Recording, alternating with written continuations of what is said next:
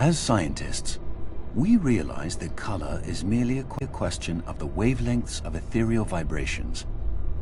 But that does not seem to have dispelled the feeling that eyes which reflect light near wavelength 4800 are a subject for rhapsody, whilst those which reflect wavelength 5300 are left unsung.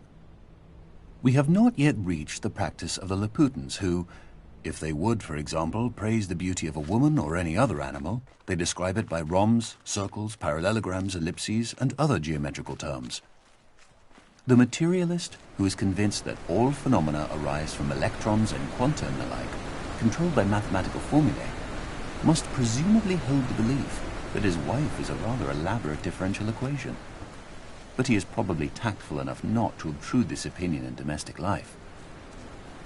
If this kind of scientific dissection is felt to be inadequate and irrelevant in ordinary personal relationships, it is surely out of place in the most personal relationship of all, that of the human soul to a divine spirit. Arthur Eddington, 1927. If we were not able or did not desire to look in any new direction, if we did not have a doubt or recognize ignorance, we would not get any new ideas. There would be nothing worth checking because we would know what is true. So what we call scientific knowledge today is a body of statements of varying degrees of certainty. Some of them are most unsure, some of them are nearly sure, but none is absolutely certain. Scientists are used to this. We know that it is consistent to be able to live and not know. Some people say, how can you live without knowing? I do not know what they mean. I always live without knowing. That is easy. How you get to know is what I want to know. This freedom to doubt is an important matter in the sciences, and I believe in other fields.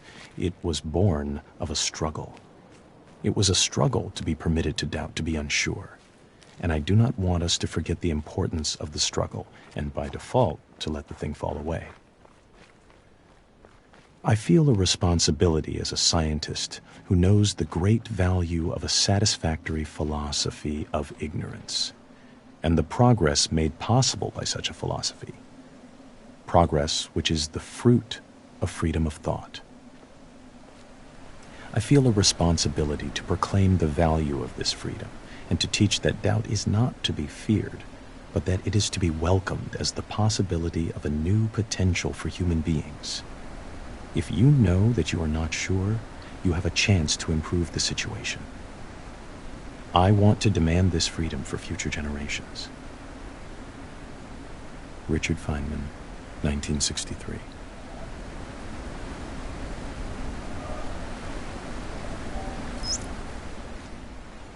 The most beautiful experience we can have is the mysterious. It is the fundamental emotion that stands at the cradle of true art and true science. Whoever does not know it and can no longer wonder, no longer marvel, is as good as dead and his eyes are dimmed. It was the experience of mystery, even if mixed with fear, that engendered religion. A knowledge of the existence of something we cannot penetrate, our perceptions of the profoundest reason and the most radiant beauty, which only in their most primitive forms are accessible to our minds. It is this knowledge and this emotion that constitute true religiosity. In this sense, and in this alone, I am a deeply religious man. I cannot conceive of a God who rewards and punishes his creatures, or has a will of the kind that we experience in ourselves. Neither can I, nor would I, want to conceive of an individual that survives his physical death. Let feeble souls, from fear or absurd egoism, cherish such thoughts. I am satisfied with the mystery of the eternity of life, and with the awareness and a glimpse of the marvelous structure of the existing world, together with the devoted striving to comprehend a portion, be it ever so tiny, of the reason that manifests itself in nature. Albert Einstein, 1931. Up there, You go around every hour and a half, time after time after time. You wake up usually in the mornings, and just the way that the track of your orbits go, you wake up over the Mideast, over North Africa. As you eat breakfast, you look out the window as you're going past, and there's the Mediterranean area, and Greece, and Rome, and North Africa, and the Sinai, the whole area. And you realize that in one glance, that what you're seeing is what was the whole history of man for years, the cradle of civilization. And you go around down across North Africa and out over the Indian Ocean and look up at that great subcontinent of India, pointed down toward you as you go past it. And Ceylon off to the side, Burma, Southeast Asia, out over the Philippines, and up across that monstrous Pacific Ocean. Vast body of water. You've never realized how big that is before. And you finally come up across the coast of California and look for those friendly things. Los Angeles and Phoenix and on across El Paso. And there's Houston. There's home. And you look, and sure enough, there's the Astrodome. And you identify with that, you know? It's an attachment. And down across New Orleans, and then looking down to the south, and there's the whole peninsula of Florida laid out. And all the hundreds of hours you spent flying across that route, down in the atmosphere, all that is friendly again. And you go out across the Atlantic Ocean and back across Africa. And you do it again, and again, and again. And that identity, that you identify with Houston, and then you identify with Los Angeles, and Phoenix, and New Orleans, and everything. And the next thing you recognize in yourself is you're identifying with North Africa. You look forward to that. You anticipate it. And there it is. That whole process begins to shift of what it is you identify with. When you go around it in an hour and a half, you begin to recognize that your identity is with that whole thing, and that makes a change. You look down there, and you can't imagine how many borders and boundaries you crossed again and again and again, and you don't even see them. At that wake-up scene, the Mideast, you know there are hundreds of people killing each other over some imaginary line that you can't see. From where you see it, the thing is a whole, and it's so beautiful. And you wish you could take one from each side in hand and say, look at it from this perspective. Look at that. What's important? And so a little later on, your friend, again those same neighbors, another astronaut, the person next to you goes out to the moon. And now he looks back and sees the Earth not as something big where he can see the beautiful details, but he sees the Earth as a small thing out there. And now that contrast between that bright blue and white Christmas tree ornament and that black sky, that infinite universe, really comes through. The size of it, the significance of it, it becomes both things. It becomes so small and so fragile, and such a precious little spot in that universe that you can block it out with your thumb. And you realize that on that small spot, that little blue and white thing is everything that means anything to you. All of history and music and poetry and art and war and death and birth and love, tears, joy, games, all of it is on that little spot out there that you can cover with your thumb. And you realize that that perspective, that you've changed. That there's something new there. That relationship is no longer what it was. And then you look back on the time when you were outside on that EVA and those few moments that you had the time because the camera malfunctioned, that you had the time to think about what was happening. And you recall staring out there at the spectacle that went before your eyes. Because now, you're no longer inside something with a window looking out at a picture. But now you're out there. And what you've got around your head is a goldfish bowl, and there are no limits here. There are no frames. There are no boundaries. You're really out there, over it, floating, going 25,000 miles per hour, ripping through space, a vacuum, and there's not a sound. There's a silence, the depth of which you've never experienced before. And that silence contrasts so markedly with the scenery and the speed with which you know you're going. That contrast, the mix of those two things, really comes through. And you think about what you're experiencing and why. Do you deserve this? This fantastic experience? Have you earned this in some way? Are you separated out to be touched by God to have some special experience here that other men cannot have?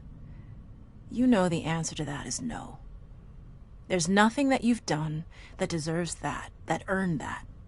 It's not a special thing for you.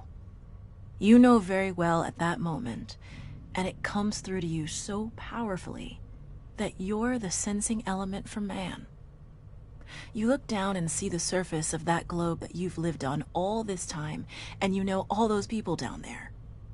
They are like you. They are you. And somehow you represent them when you are up there. A sensing element, that point out on the end, and that's a humbling feeling. It's a feeling that says you have a responsibility. It's not for yourself. The eye that doesn't see does not do justice to the body. That's why it's there. That's why you're out there. And somehow you recognize that you're a piece of this total life. You're out on that forefront and you have to bring that back somehow. And that becomes a rather special responsibility. It tells you something about your relationship with this thing we call life. And when you come back, there's a difference in that world now. There's a difference in that relationship between you and that planet, and you and all those other forms of life on that planet, because you've had that kind of experience. It's a difference, and it's so precious. And all through this, I've used the word you because it's not me. It's not Dave Scott. It's not Dick Gordon, Pete Conrad, John Glenn. It's you. It's us. It's we. It's life. It's had that experience. And it's not just my problem to integrate. It's not my challenge to integrate, my joy to integrate. It's yours. It's everybody's.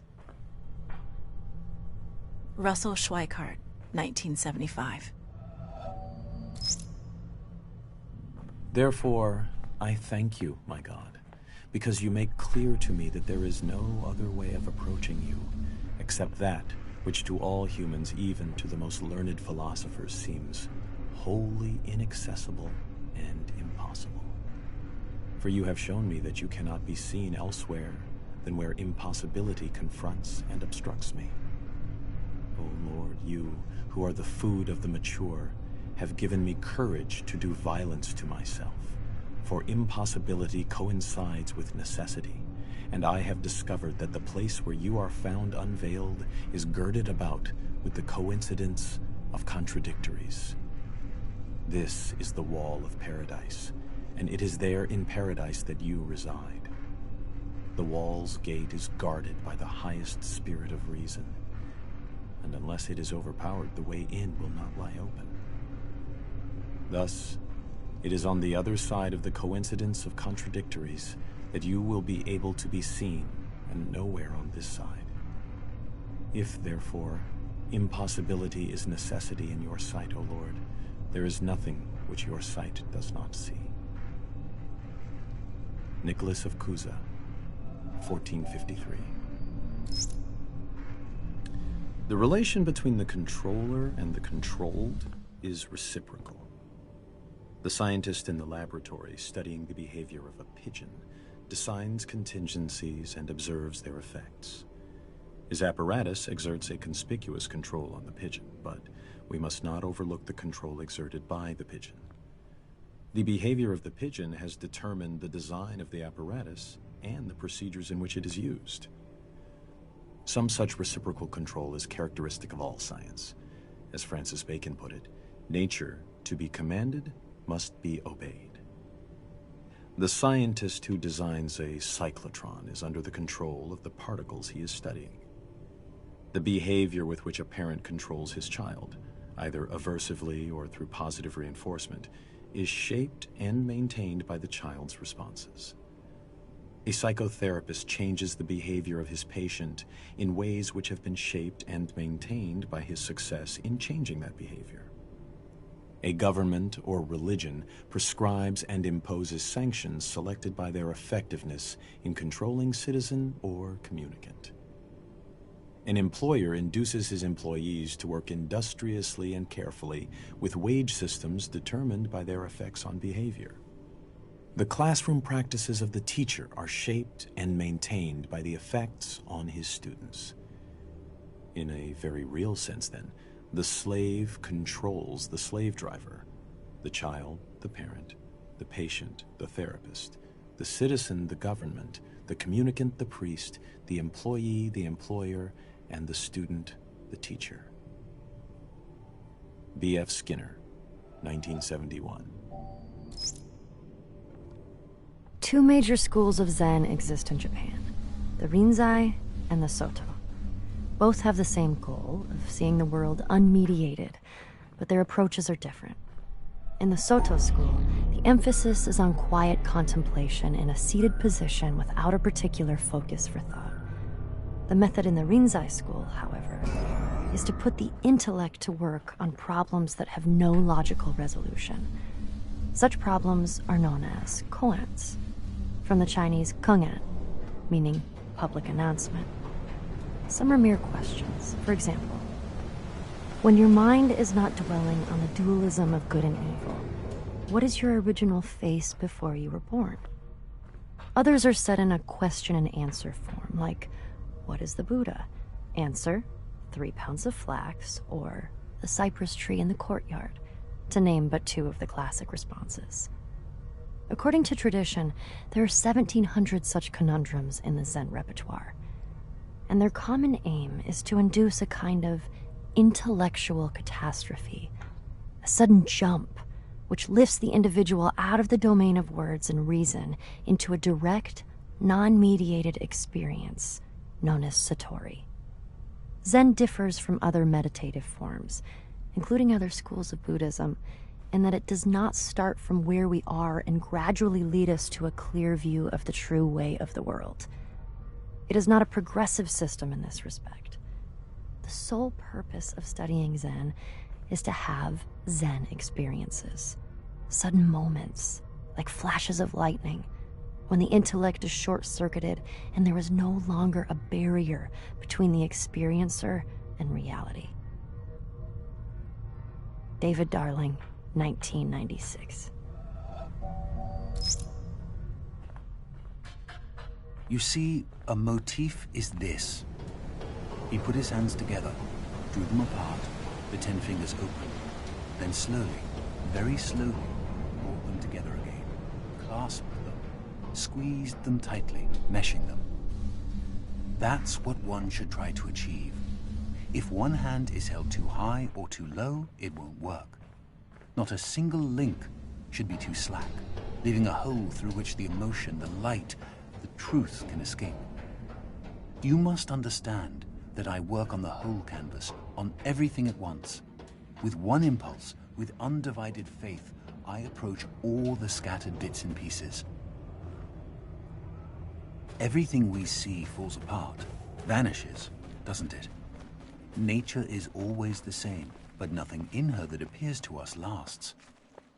Our art must render the thrill of her permanence along with her elements, the appearance of all her changes. It must give us a taste of her eternity. What is there underneath? Maybe nothing. Maybe everything. Everything, you understand? So I bring together her wandering hands. I take something at right, something at left, here, there, everywhere. Her tones, her colors, her nuances. I set them down, I bring them together. They form lines, they become objects, rocks, trees, without my planning. They take on volume, value. If these volumes, these values, correspond on my canvas, in my sensibility to the planes, to the spots which are there before our eyes, then my canvas has brought its hands together. It does not waver. The hands have been joined neither too high nor too low. My canvas is true, compact, full. But if there is the slightest distraction, if I fail just a little bit, above all, if I interpret too much one day, if today I am carried away by a theory which runs counter to that of yesterday, if I think while I paint, if I meddle, whoosh, everything goes to pieces. Paul Cezanne, as related by Joachim Gasquet, 1921.